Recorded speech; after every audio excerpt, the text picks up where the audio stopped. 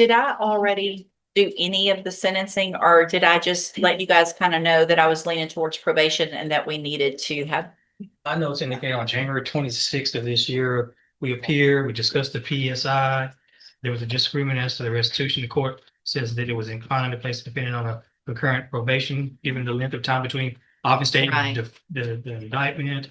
Then fast forward to February the 9th of 26, the case was simply just reset for restitution hearing. So it looks like you didn't do And anything. haven't actually sentenced I yet. don't believe he did, Judge. Okay, and have you, so, all right, ma'am, you're Janisha Leonard. And Miss Leonard's here in three cases. One is cause number 25 DCCR 0297. That is the new theft of property case, a state jail felony. She entered plea of guilty to. And then we have two MTRPs, one in cause number 1933340, theft of property, and 236095, a theft of service. The last information I have in my file is that she was on a straight post-conviction probation. I don't know if she initially was on deferred or not. Yeah. I don't Okay. know. All right. Yeah. Okay. So, the biggest issue that one of the bigger issues that I had when we were here for sentencing, based just on paper and the appearance of this, I don't disagree with Mr. Coleman's assessment of the case, with the criminal history of Miss Leonard with these types of offenses, and which the criminal history is these three cases. There aren't any other cases. And the new offense date was August of 23. And it's kind of just unknown. It sounds like why that case was delayed in prosecution. Doesn't look like anybody knows. And so the time frame between that and now, and the lack of any other cases while Miss Leonard has been out and on probation during that time and doing well, it looks like otherwise on probation, is what leads me to potentially move forward with continuing the probation potentially on the others and giving her a probation on this one. So there was no agreement on any of these, but it looks like there was an issue with regard to the amount of restitution. So let's go forward with that. Have you guys come to any type of agreement on the restitution? We are very We're far very far apart. apart, Judge, and I guess one of the issues that we have is I believe Mr. Coleman's got some exhibits that are going to go back to 2022. I would object to looking at anything outside the range in the indictment. The indictment goes from August 23, and we'll get to the exact piece, Let me get it pulled up as well. August 24th, 23 to September 4th, 23. Okay, I would ask that we remain in that range. I would think legally that would be probably what I would need to do. Judge, it's a continuing course of conduct. The theft is, I'll be honest, Mr. Ross just brought that to my attention this morning. I haven't had a chance to research it, but he certainly has had all of the restitution information showing that it's going back to 2022 in that discussion. So it's not an unfair surprise for him to know that we're looking for restitution going back. Well, but I think the allegations, and obviously I understand the honor about as well as any of you guys, but those are some pretty specific. I mean, that's a very short time frame that is alleged in the indictment. Talking what, 4 days? Well, 5 days? yes, Well, yeah. from August 24th, 2023 to September 4th. I'm sorry, I'm looking at an old indictment. I'm sorry, hold on. I was looking at another About case. 10 days, maybe. Hold on. So in the new call number.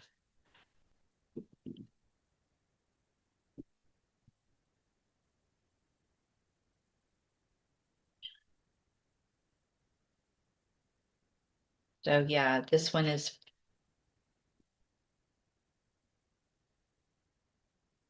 August 24th of 2023 through September 4th of 2023. So less than a couple of weeks, a couple of weeks or so is the allegation.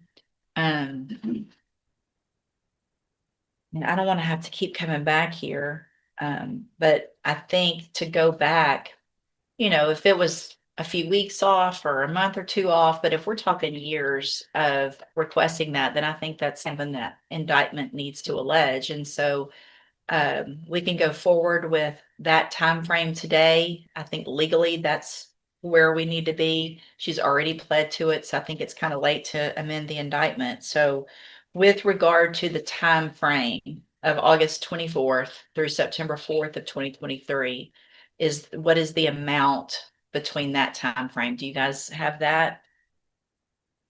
Okay, we're back on the record. Cause numbers 25 DCCR 0297, 19 33340, and 20 36095. Y'all have an opportunity to kind of go back through the receipts as far as that time frame legally that we can kind of talk about on this case. Mr. Coleman came up with a number of $2,407. In speaking with Ms. Leonard, her recollection actually is a little bit more than that. She thinks somewhere between $3,000 and $4,000. We had agreed to, or we had offered $3,500. And I think that Ms. Leonard feels comfortable paying back as far as restitution. So if she agrees that it's between $3,500 and $4,000, Between $3,000 and $4,000. 3 and 4, I'm more inclined to go on the higher end of that, just based on the nature of the time frame that we're unable legally to look back on. And so I would be inclined to order the 4,000, Mr. Coleman. Judge, that makes perfect sense. I've spoken with the complainant who is here today, the district Yes. manager for Sutherland's. His position is he'd like to be heard by the court. He was thinking that if the defendant was placed on probation, that they'd be getting a lot more in the way of restitution. I explained to him how we arrived at where we are, but he still wants to address the court and quite possibly ask the court to reconsider. If he's not going to get more than what he's getting in the way of restitution, he would want the court to reconsider some type of form of jail time. Okay, and sir, you can come on up. Good morning, Mr. Powell. Thank you for being patient with us this morning. It was a big morning here. Mr. Powell, would you please raise your right hand? All right, thank you, sir. And Mr. Powell, you kind of heard where we are on this legally. I understand there's a significant amount of restitution that you believe could potentially be owed based on some prior dealings that aren't within the time frame that we're talking about. Is that correct? That's correct. And I'm gonna just, if it's okay with everybody, just let Mr. Powell tell me what he needs to. If there's any questions of him after that, I'll gladly let you guys ask questions. But Mr. Powell, you can go ahead if you would like. I don't have any questions. Tommy explained to me what the restitution would be. We lost a substantial amount of money. Sure. And if that's what we're going to be awarded, I would prefer jail time versus the restitution. Okay, I understand that completely. Anything else that you'd like to say? Thank you. Go ahead, Mr. Coleman. Just really briefly, Mr. Powell, was any of these losses covered by insurance? No. What, if any, effect did it have on Sutherland and its practices going forward? Other than the loss of funds, quite a few effects. We had to change the way our IT department had to change the way some of our transactions are rang, and that they can be rang and returned and voided. Myself, I'm a district manager, so I manage several stores. So it added quite a bit to my duties as far as verifying reports, verifying voids, verifying where transactions are run, and looking at each store transactions daily and talking to the managers to verify why this transaction was running in a certain way and why it was voided. So it adds quite a bit more to my morning. Before I can get started on my store, which is Beaumont, I have to verify the other stores, and I have to go through and do a lot of extra work. And Mr. Powell, we are cutting this down a lot more than what you and I kind of rehearsed or scripted. Just high level, 30,000 foot level for the judge. We have documents here that will show that this defendant essentially engaged in a scheme of enlisting other people or asking other people, but unbeknownst to them, to void transactions and later on remove money from the register. Am I dumbing it down too much? No, that's actually correct. Okay. That's pretty much how we found it, because it was a set pattern. The way the system works is if you void a transaction, the transaction disappears. So if you void a transaction and take the money out, we don't know because the money's gone because the transaction's gone. What was happening was a transaction will be rang, the customer pays cash.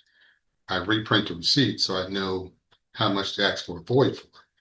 They would void the transaction, and now I know how much money to take out of the drawer. So what I get in the morning in the past, on my reports, it just says there was a void on, done this day for this amount of money. It doesn't say why or how much or who. Now, and of course, with me trusting my cashiers and my office crew, we have a void and it says that the customer paid with a card and not cash. I assume that that's what happened and I let it go. We've got 139 pages of documents, and these documents essentially show 68 voided transactions totaling 31,000. No, excuse me. Yeah, $31,134.86, going back to July of 2022. Correct. Good. State offer states too, Judge. I would object to any portion outside the date range in the indictment, Judge, but other than that, I don't have any objection to it. I mean, it's been testified to. I don't think I need those, as I'm gonna take it into consideration to the extent that I think appropriate. Obviously, the amount have limited, but the fact that there was potentially more that for some reason wasn't in that indictment, I will take notice of that. As the witness, Judge. Thank you. Anything, any questions? No questions for Mr. Powell, Judge. I know he's been here at every court date. I want to Yeah. first apologize to him for having to come here and thank him for being here as well. Thank you very much, Mr. Powell. You can have a seat. I mentioned earlier, and I think I mentioned it really erroneously, that Miss Leonard had been doing well other than the offenses on probation. It looks like there was issues with community service and lack of doing community service. It looks at only 1 hour of community service had been done.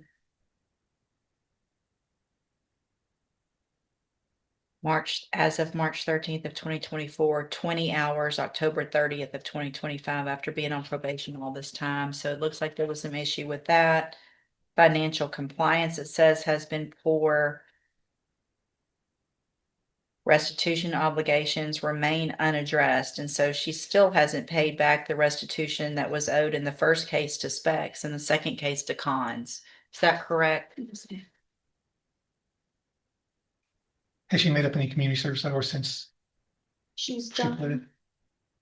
done just 31 overall, 31. 31 hours, yes, ma'am. All right, well, I'm not real sure that I'm on the same page that I was before, so I'm gonna go ahead and allow new argument based on Mr. Powell's testimony as well as just kind of where we are now. Mr. Rojas? Yeah, Judge, we asked the court to keep her on probation on the two previous cases and grant probation in this new case. As the court's already said, there was a delay in filing the new case. She has not been a perfect probationer, but certainly doesn't appear that she's had any new offenses. In the meantime, she's had a newborn baby. I believe that was one of the reasons the court let her out on bond when we had the bond hearing.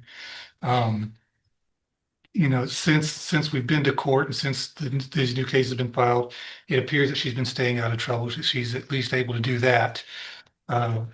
And as to the not being able to pay the restitution, Judge, I think she's wearing her uniform today. She's working at McDonald's, not making a whole lot of money. So restitution is going to be tough for her, no matter how much it is. So we ask the court to consider all that and go along with the court's previous leanings and keeping her on probation and giving her this new opportunity on the new probation case. Okay, Mr. I'll be brief, Judge. I think the facts speak for themselves. Judge, I'll just direct the court's attention to page 3 of the PSI, the very first paragraph, where the defendant said, "I let a customer walk out of the store with unpaid merchandise, and he paid me instead." Judge, I don't have the words for how that's so understates the 68 voided transactions over a number over the course of a year or so, Judge, to the tune of $31,000. A theft from Specs, a theft from Cons, and now a theft from Sutherland's. She's a serial employee theft offender, Judge. And I get the court's tendency and leaning to give people second chances and try to recover restitution, but the state's position is, but it always has been, is that this case merits some form of jail time.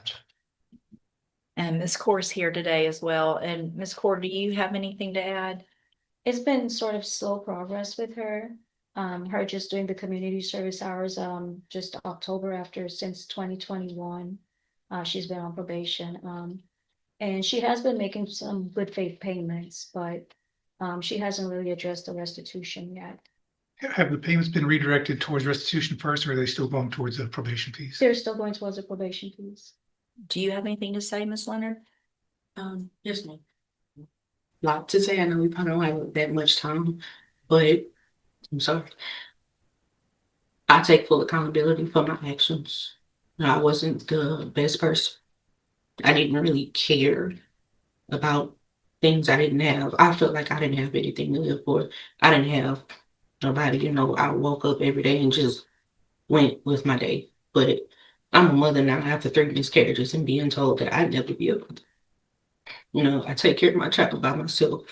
Her dad's not in her life. The only help I have with her is my mom. And my mom's a single mother for herself. So, like if I'm not at work, my daughter's with me. I do everything by myself. Doctor's visits, cardiologist visits because she has heart murmur, dentist visits, I do everything by myself. I'm not that person anymore, I never believed that I had a reason, but I have a purpose now from what I, believe. I mean, you don't deserve another chance. I appreciate, obviously the change in your life and how that can be very substantial. But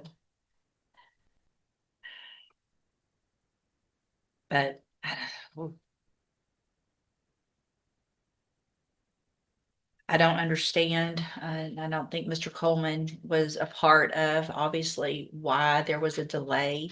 That still gives me some pause in the case is for whatever reason, this sat somewhere in intake or at the agency. We're not sure which, why this case was delayed, and really basically for that reason and the fact that there has not been any new allegation since October of 2020. Well, this allegation was from August of 2023. And here we are in March of 2026. And there hasn't been any new allegation. And I just don't understand the length of time. And Mr. Powell, completely understand your position. There are some other things, obviously, too, that I'm taking into consideration. But Ms. Leonard, if I give you an opportunity today, I don't know how many jobs you've got to get, but you're going to pay some restitution or you're going to go to prison. Period. That's it. I don't anticipate probably that you can pay it all in all of these cases, but you're going to pay some restitution. You're going to be on probation for a very long time to be able to do that, because I can extend your probations for a very long time. And so if you really have changed your life and want to be there for your daughter, you're going to be given that opportunity, but you're going to do different. Or else you will be back in here and I'm not going to hear any, I have a baby and tears and all of that. Not going to listen to it. Do you understand? So what I'm going to do in cause number 19-33340, I'm going to find sufficient evidence to revoke your revoke your probation, but I'm not going to do that. I'm going to continue your probation. I'm going to extend that probation for 5 years. And then I will go through some specific requirements on all of the cases in a minute. And then in cause number 20-36095, also find sufficient evidence to revoke your probation, but I'm not going to do that. I'm going to continue you on probation, going to extend that probation for 5 years. Order, obviously, that you follow all of the rules and conditions of probation, including completing your community service and paying more towards restitution. I'm going to find in cause number 25 DCCR 0297 sufficient evidence to find you guilty.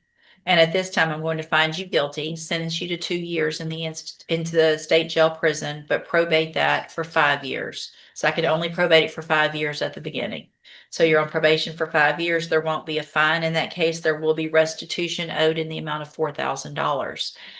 I would like for all of Ms. Leonard's payments to go towards restitution. At this time, it can be divided amongst them, however you guys feel appropriate. But at this point, we need that money going back to the victims. Yes. And so let's do it that way. And then, Ms. Leonard, you're going to remain on the high medium caseload. And also you're going to be under zero tolerance. Yes, ma'am. Okay. So there's no more whatever. It doesn't matter. It doesn't matter if you miss an appointment. Obviously, if you commit a new offense, test positive, you don't pay restitution, if whatever it is, doesn't matter to me. One thing means you're back in here and you're looking at those 3 2-year sentences. And they can be stacked because this one was convicted after those other 2. So I think we probably can only stack 2, and which means you could end up with a 4-year sentence instead of a 2-year sentence. And I can assure you that Mr. Coleman will remind me of today. He will remind me of Mr. Powell. I typically don't forget things like this. I don't remember a lot, but when we've gone through this as much as we have, it's never a good thing when I remember you or your name, and I do now. So you don't want to be back here in front of me because you now have 2-year sentences. There's no negotiation on whether or not you get less than that. If you violate, it's 2 years in the state jail on every single case because that's your sentence. And then the only determination that would be made at that time is if I stack it or not. Does that make sense? Yes. If you have any questions about the laws that make you ineligible to possess a firearm or ammunition or about how long that lasts, you can talk with Mr. Rojas. Yes. Probation, you need to stop and talk to her. She's going to go over all of that paper work with you. Thank you, Ms. Ford. Thank you, Mr. Coleman and Mr. Rojas. And thank you, Mr. Powell. This hearing perfectly illustrates how complicated sentencing decisions can become when the law, the victims, and the defendant's circumstances all pull the judge in different directions. On the surface, this case might appear straightforward, an employee theft case involving a store and missing money, but as the testimony unfolded, it became clear that the situation was far more layered than it first appeared. First, there's the legal limitation that shaped almost everything the judge was able to do today. Even though the victim and prosecutors presented information suggesting a pattern involving 68 voided transactions totaling over $31,000, the court could not legally base restitution on those earlier events because they fell outside the indictment's time frame. The indictment only covered a short window, roughly 10 days between August 24 and September 4 of 2023. That meant the judge's authority to order restitution had to stay within that specific period. This is a key concept in criminal law that many viewers may not realize. Courts must sentence based on what is formally charged, not simply on everything that might have happened. Even if there is strong suspicion of additional wrongdoing, unless it is part of the indictment or a proven charge, the judge's hands can be tied. In this case, that legal boundary dramatically reduced the restitution amount from what the victim believed was owed. At the same time, the judge was also weighing the defendant's history of similar offenses. The prosecution described her as someone who had already committed theft from multiple employers, including previous cases involving other stores. That pattern is extremely important during sentencing because it raises a critical question: is the behavior an isolated mistake or part of a repeated pattern? But the defense countered with another factor that courts often consider: rehabilitation and personal change. Leonard spoke about becoming a mother after multiple miscarriages and explained that she now has responsibilities she didn't have before. In many sentencing hearings, judges must evaluate whether someone truly has a reason to turn their life around. However, the judge also discovered something that significantly shifted the tone of the hearing. Leonard had not been fully compliant with her probation requirements. Her community service progress was extremely slow, and restitution from previous cases had not yet been paid. That discovery clearly made the judge reconsider the earlier idea of simply continuing probation without stricter consequences. In the end, the judge delivered what could best be described as a last chance sentence. Leonard was technically sentenced to 2 years in state jail, But that sentence was probated for 5 years, meaning she avoids jail as long as she follows every condition of probation.